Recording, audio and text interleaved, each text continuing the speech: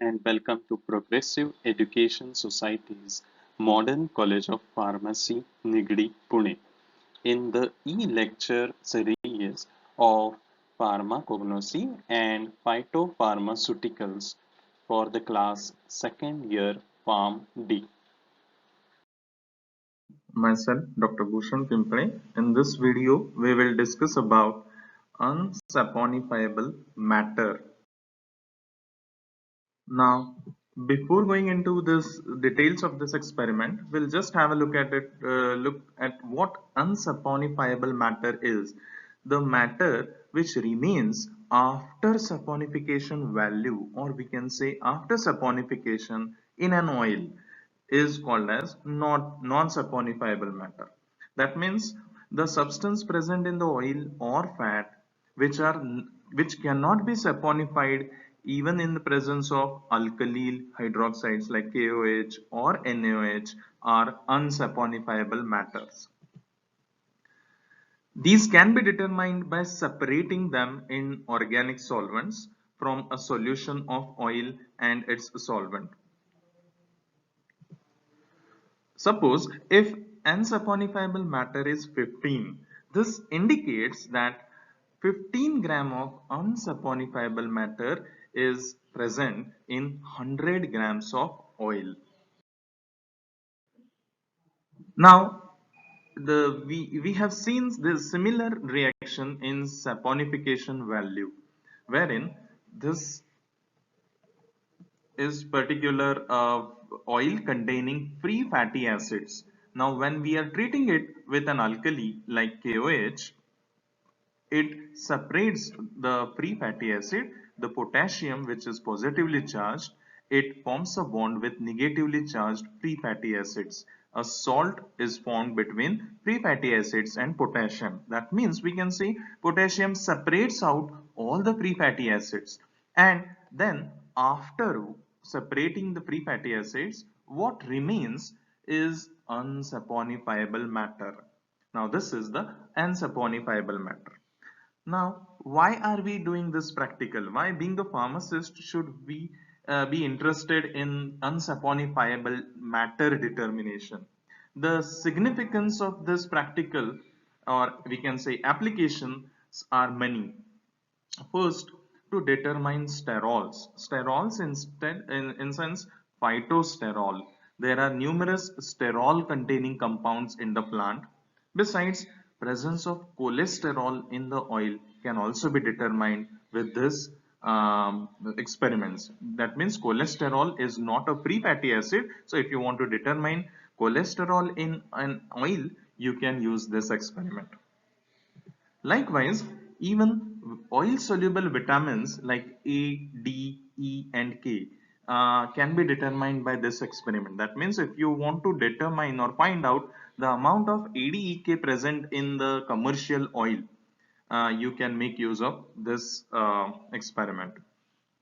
Further, the same experiment can be applicable in determination of higher alcohols like suppose octanol, decanol, and so on, because these can be used as a diluent, or these can remain in the oil as when they are used during extraction or filtration or refining purposes, so they can be considered or they can be determined. Then presence of mineral oils like paraffin oil or silicone oil, which is sometimes accidentally engaged in this oil, or many a times it is purposefully added as an adulterant in many vegetable oils. So in that case, you can make use of this experiment to determine the presence of paraffin or silicone oil, because they do not contain free fatty acid and there are no chances that they can form they have saponifiable matter. So they are totally unsaponifiable. And lastly, this experiment is used in an industry to determine the quality of raw material before using it for the production purpose. Also, it is used as a finished product analysis by various government analysts or various forensic laboratories. Unsaponifiable matter, we will directly go to the process how it is determined and what are the various requirements for this. First of all, we will require an oil minimum 5 grams of oil. Now remember, this oil should be vegetable oil, or you can have animal oil as well, like cow ghee, buffalo ghee can be used, even vanaspati ghee can be used. Then oils like castor oil, arachis oil, sunflower oil can be used. Then we need an alkali to saponify them, because we don't want the esters now. So the esters needs to be saponified by addition of 5% of ethanolic KOH. Then we need diluent also to separate out the unsaponifiable matter. The unsaponifiable matter what is separated out uh, do contain certain impurities. So these impurities are to be washed out with again an alkali, that but in this case, in this step we require aqueous KOH. We need to wash the diethyl ether layer with aqueous KOH. Then lastly, when we are getting the residue, again the residue can have certain impurities which can be separated by dissolving the residue in acetone. So the solvent for residue is acetone. And sometimes we may require indicator in order to check whether the washings are complete, and in this case we require phenolphthalein as an indicator to determine if the washings are still alkaline. We need to wash it with water and wash it with KOH. Washing and rinsing is done repeatedly until there is no alkaline solution, and to determine the alkaline solution we need a phenolphthalein indicator, or you can use pH also, use paper. Glasswares required are burette, pipette, separating funnel, iodine flask and beakers. Now we will see how this experiment is carried out. Basically, the experiment is divided into two parts, stage 1 and stage 2, for better understanding or for convenience, or for our convenience. First, we are taking 5 gram of oil. Then this oil is added to this oil 40 ml of 5% ethanolic KOH. That means ethanolic KOH that is prepared in 95% of ethanol is used as a saponifying agent, and this is refluxed for 60 minutes on either a water bath or electric bath. Now here we need to take care that while we are refluxing the contents, do not make use of a burner, because ethanol is inflammable and it can catch fire. So always carry on the reflux either on electric heating mantle or water bath, as we have done in saponifiable value or saponification value. This first step is very similar to that. Now once you have completely saponified the esters, then we need to separate the contents of this RBF into a separating funnel. Now what is a separating funnel? It is this kind of an equipment, glassware, wherein the contents are directly transferred. Now once you transfer the contents, the funnels, the RBF should again be washed with 100 ml water, and this hot water should again be poured into the separating funnel. Now the separating funnel has three components, two components: ether, that is we have added 100 ml diethyl ether, and water, the 100 ml hot water is there. Make sure when you are adding diethyl ether in hot water, the boiling point of ether is around 40 degree, so there are chances that it may evaporate out, or it may burst the assembly, or it may throw away the stopper. So while adding ether, make sure the water is lukewarm and not too hot. Allow the water to cool or to become warm, and then add the diethyl ether layer. Now you can add the stopper, and once you have added the stopper, you need to shake this continuously, or shake it, but very slowly. After every 1 or 2 seconds, you need to release the stopper, or else the ether will expand, and there are chances that the glassware may break off. So gently shake it. But addition of ether and shaking the water. Now, in this step, what happens is the our saponifiable matter was present in this. Unsaponifiable matter was present in water.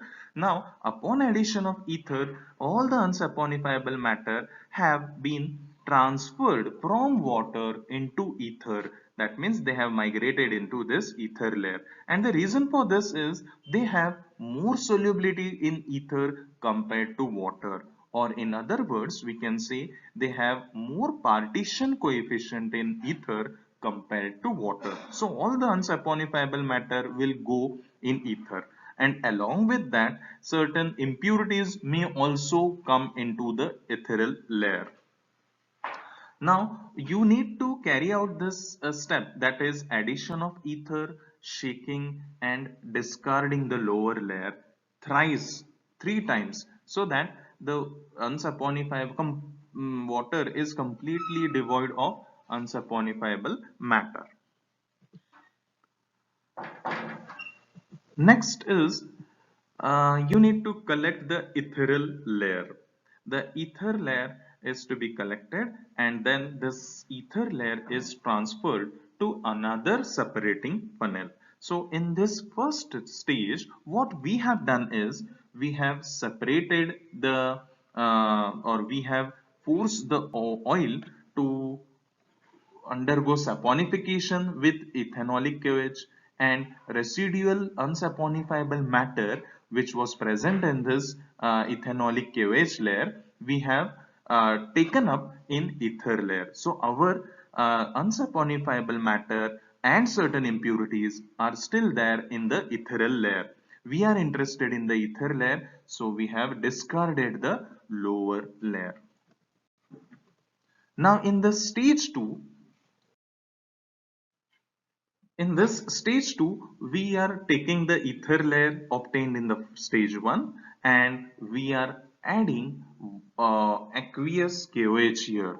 Aqueous KOH, 3% aqueous KOH is there, and we are adding to this so that certain unsaponified or impurities present in this ethereal layer, or sometimes certain oil which was not yet saponified, will now be separated out. The traces of certain such kind of oils will come into the layer, in the lower layer, and still our unsaponifiable matter is here. So this step ensures the removal of impurities from the ether layer.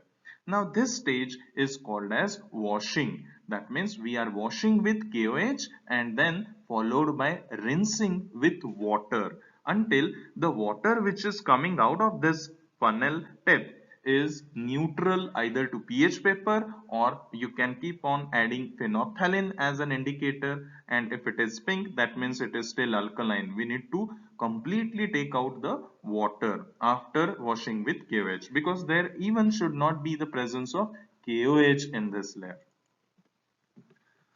So this stage is also repeated thrice. That means addition of KOH and rinsing with water. Addition of KOH and again repeatedly rinsing with water, until the water which is coming out of this separating funnel is completely neutral. Now again our unsaponifiable matter is still in the ethereal layer. So what we are doing is we are transferring the ethereal layer into a pre-weighed evaporating dish. Now why are we weighing this dish is because we need the weight of our ethereal layer. In order to determine the weight of ethereal layer, we need to transfer it to pre-weighed dish. Then the contents of this dish are slowly evaporated, or air dried, or they are just kept in the room, wherein gently blows of winds are there, so that the ether will go off. Do not heat it under burner or even under electric heater, because ether is highly inflammable and it can catch fire. So evaporate it slowly. If the complete ether is removed or evaporated, then you can add acetone to this and again gently swirl it, so that the residue what is present in this evaporating dish will completely dissolve in acetone, and again slowly evaporate the acetone.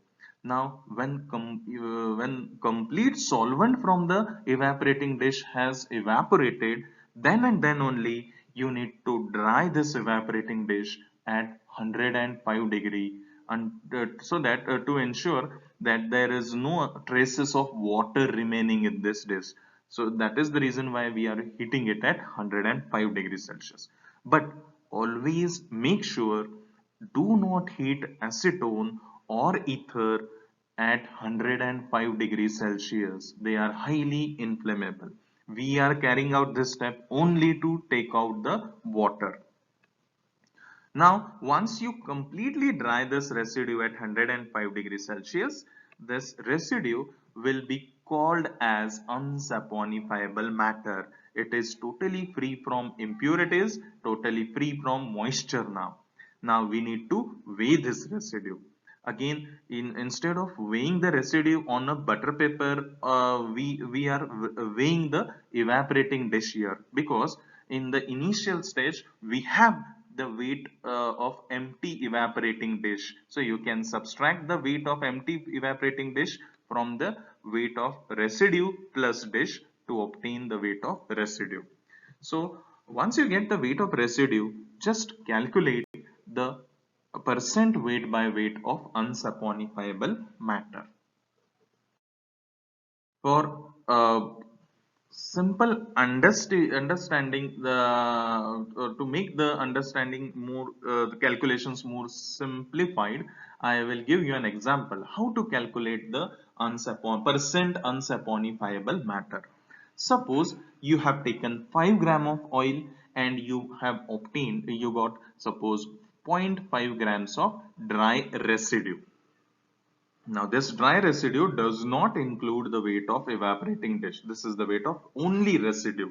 5 gram is giving 0.5 grams of the dry residue. We want to determine 100 grams of oil, how much amount of residue will be obtained in this 100 gram of oil. Then and then only we can correlate it as percent. So for that we are taking 5, if 5 gram is giving 0.5 gram, 100 gram will give y grams. So here we can carry out cross multiplication, 100 multiplied by 0.5 into 5. That means 100 is multiplied by 0.5 and then divided by 5. So the answer here will be, for this case, will be 10%. 10% weight by weight. Now why are we writing weight by weight is because here the weight W in the numerator indicates weight of the residue obtained after completion of the experiment, and the W in the denominator indicates weight of oil taken before the experiment. We have taken 5 gram of oil and we have obtained 0.5 gram of residue. Therefore our percent unsaponifiable matter is 10%. So this is all about unsaponifiable matter. Here we do not require titration or so. This is just separation of the residue and weighing. So this is used, as we have discussed in the earlier slides, for determination of higher alcohol, determination of oil soluble vitamins, determination of mineral oils present as an adulterant in the oil.